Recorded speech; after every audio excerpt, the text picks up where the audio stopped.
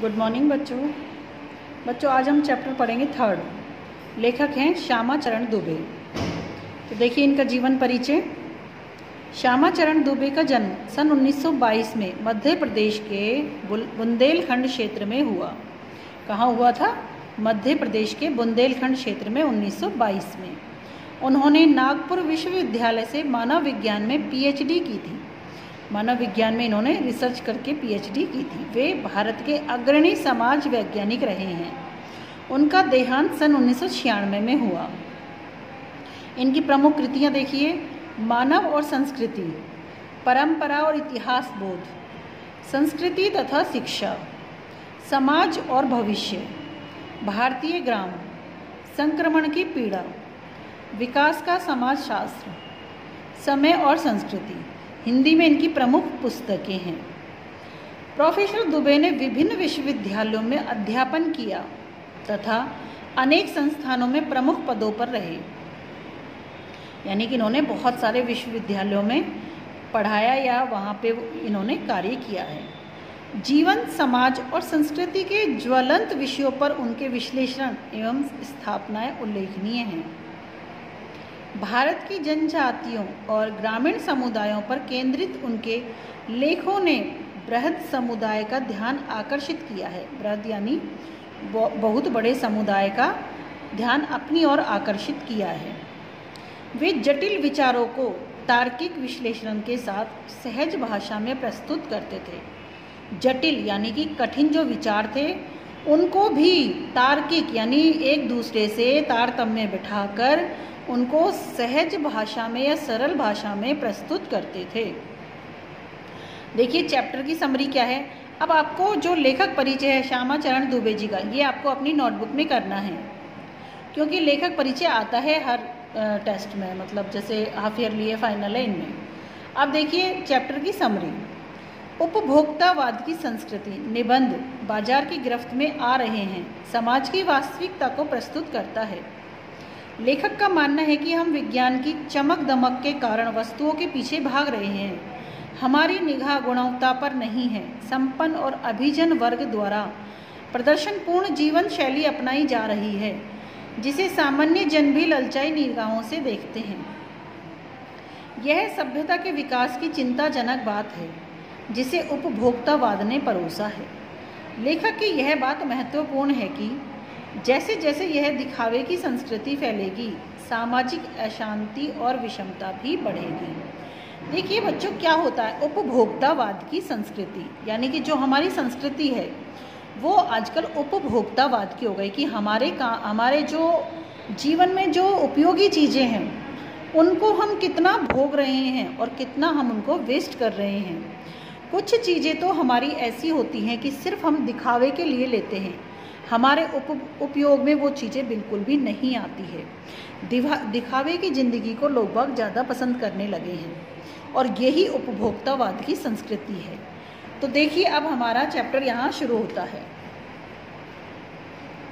उपभोक्तावाद की संस्कृति। अब ये देखिए शीतल जल, साबुन, इस तरह से क्या क्या हम ऐसे प्रोडक्ट लेते हैं जिनकी हमको चाहे ज़रूरत नहीं हो, लेकिन दिखावे के कारण हर मनुष्य अपने सुख सुविधाओं के साधन बढ़ाते जा रहे हैं।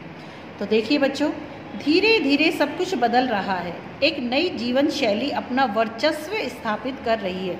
वर्चस्व यानी अपना अधिकार स्थापित कर रही है।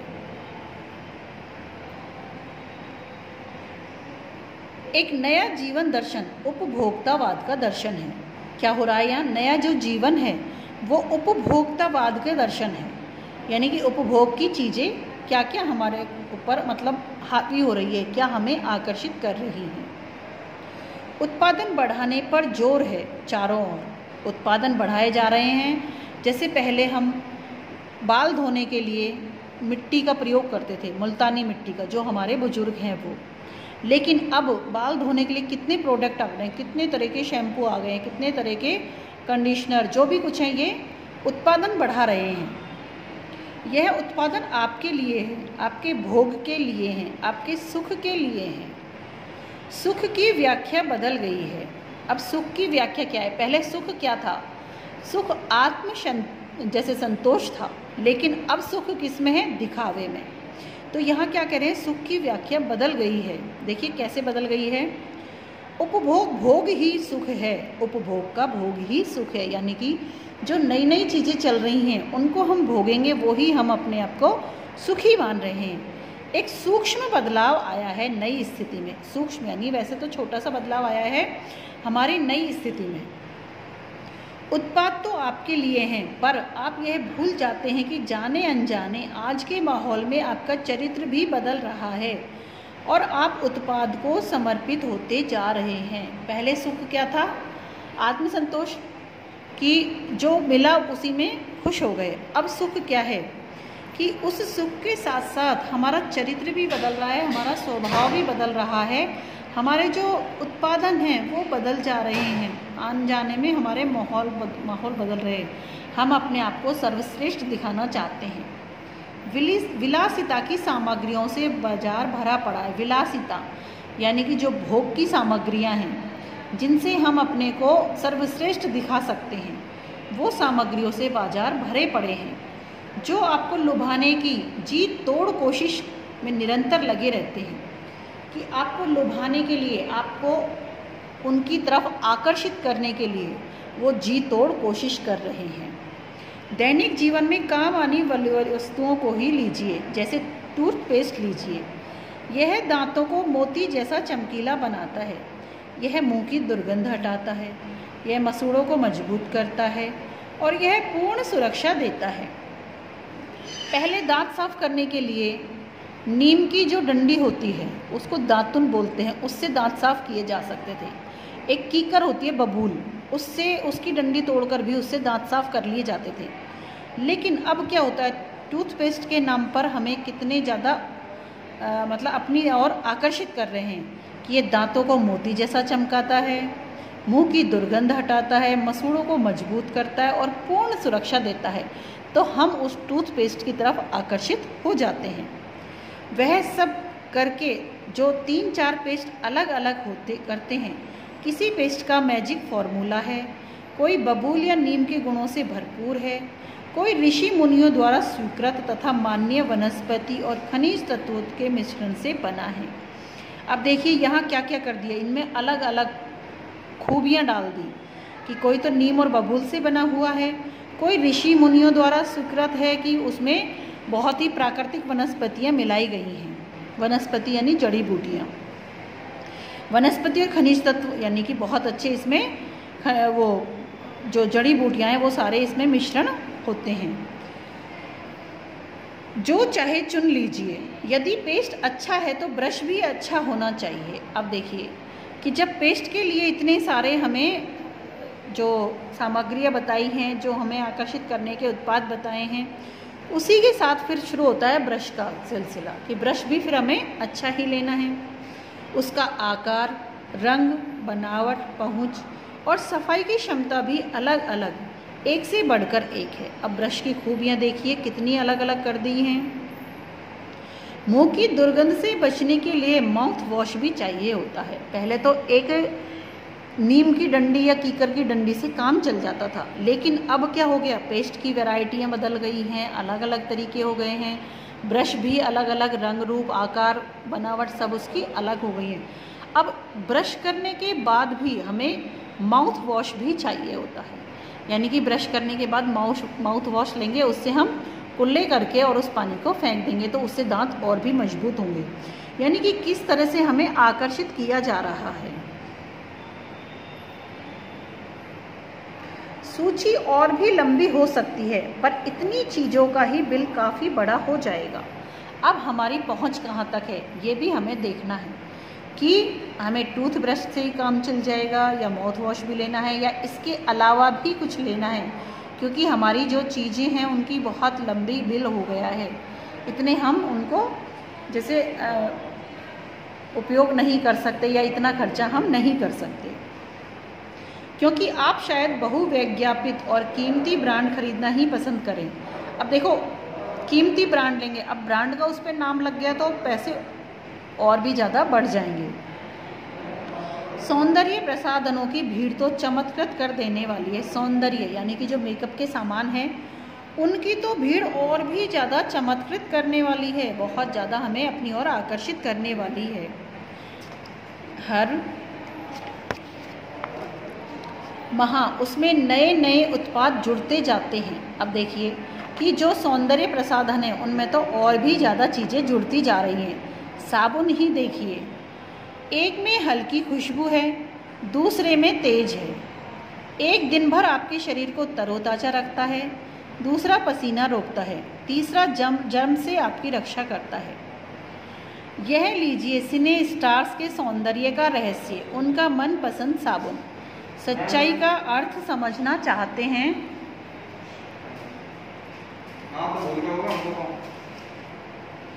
हाँ, तो यहाँ हम क्या कह रहे थे, साबुन की बात कर रहे थे कि सिने स्टार यानी कि जो सिनेमा के स्टार्स होते हैं उनके लिए जो साबुन है वो देखिए, चाहे वो उस साबुन को काम में नहीं लेंगे, लेकिन हमारे लिए वो इस तरह से पेश करेंगे कि हमें लगेगा कि हाँ ये सबसे बेहतर है। तो देखिए, सच्चाई का अर्थ समझना चाहते हैं तो यह लीजिए शरीर को पवित्र रखता है। यह लीजिए शुद्ध गंगाजल से बनी साबुन, चमड़ी को नर्म रखने के लिए। यह लीजिए महंगी है पर आपके सौंदर्य में निखार ला देगी। संभ्रांत महिलाओं की ड्रेसिंग टेबल पर, यानी कि जो संभ्रांत यानी कि जो ज़्यादा सक्षम है उनकी ड्रेसिंग टेबल पर देखिए 30-30 हज़ार की सौंदर्य सामग्री होना तो मामूली बात है। 30-30 हज़ार मतलब इतना वो खर्चा कर देती हैं उस सौंदर्य प्रसाधनों पर। पेरिस से परफ्यूम मंगवाइए, इतना ही और खर्च हो जाएगा। ये प्रतिष्ठा चिन्ह है, समाज में आपकी हैसियत जताते हैं। पुरुष भी इस दौड़ में पीछे नहीं हैं। पहले उनका काम साबुन और तेल से चल जाता था, आफ्टर शेव और कोलोन बाद में आए। अब देखिए, पुरुष भी इस दौड़ से पीछे नहीं हैं, वो भी अपने को पूरी तरह से इनमें ही समाहित करते जा रहे हैं। अब और इस सूची में दर्जन 2 दर्जन चीज़ें और जुड़ गई हैं। छोड़िए इस सामग्री को, वस्तु और परिधान की दुनिया में आइए। जगह जगह बुटीक खुल गए हैं, नए नए डिज़ाइन के परिधान बाजार में आ गए हैं।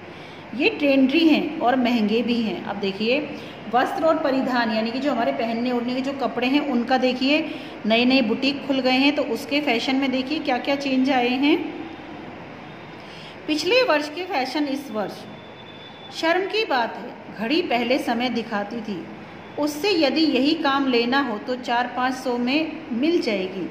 हैसियत जताने के लिए आप 50-60 हज़ार से लाख 1.5 लाख की घड़ी भी ले सकते हैं। अब देखिए, 50-60 हज़ार की भी घड़ी आएगी और लाख और 1.5 लाख रुपए की भी घड़ी आएगी, लेकिन उसकी ब्रांड चेंज हो जाएगी। तो यहाँ ये दिखावे की चीज़ें हो गई हैं। संगीत की समझ हो या नहीं, कीमती म्यूजिक सिस्टम जरूरी है। कोई बात नहीं यदि आप उसे ठीक तरह चला भी न सके, कंप्यूटर के काम के लिए तो खरीदे ही जाते हैं। महज दिखावे के लिए उन्हें खरीदने वालों की संख्या भी कम नहीं है। खाने के लिए 5 सितारा होटल, वहाँ तो अब विवाह भी होने लगे हैं। बीमार पड़ने पर 5 सितारा अस्पतालों में आएंगे। सुख सुविधाओं से अच्छे इलाज के अतिरिक्त यह अनुभव काफ़ी समय तक चर्चा का विषय भी रहेगा। पढ़ाई के लिए 5 सितारा पब्लिक स्कूल है। शीघ्र ही शायद कॉलेज और यूनिवर्सिटी भी बन जाएं। भारत में तो यह स्थिति अभी नहीं आई, पर अमेरिका और यूरोप के देशों में आप मरने से पहले भी अपने अंतिम संस्कार और अनंत विश्राम और का प्रबंध भी कर सकते हैं एक कीमत पर, यानी कि अपने मरने से पहले ही वहाँ अपने क्रियाक्रम की सारी व्यवस्था कर दी जाती है अमेरिका और यूरोप में। भारत में अभी तक ये सुविधा नहीं है। आपकी कब्र के आसपास सदा हरी घास रहेगी, मन चाहे फूल खिलेंगे, चाहे तो वहाँ फव्वारे होंगे और मंद ध्वनि में निरंतर संगीत भी बजेगा। तो इस तरह से बच्चों, हमारी जो संस्कृति है, जो हमारा रहन सहन है, उसमें इतना बदलाव आया है, जिसको देखकर कि नए नए उत्पाद आए हैं, उनको आगे और ज़्यादा विकसित करने के लिए कितने ज़्यादा जैसे विज्ञापन चलते हैं, वो हमको अपनी ओर आकर्षित करते हैं। तो इस चैप्टर को आप दोबारा पढ़ोगे, समझोगे, तभी आपको अच्छे से समझ में आएगा। उपभोक्तावाद क्या है, किसको हम उपभोग में काम में ले रहे हैं, किसका उपभोग कर रहे हैं और किसको व्यर्थ ही पैसे बर्बाद कर रहे हैं। तो इस तरह से बच्चों ये आपको चैप्टर अच्छे से लर्न करना है। इसको आगे दोबारा हम दूसरी क्लास में पढ़ाएंगे, तब तक आप इसको ध्यान से पढ़ेंगे। धन्यवाद।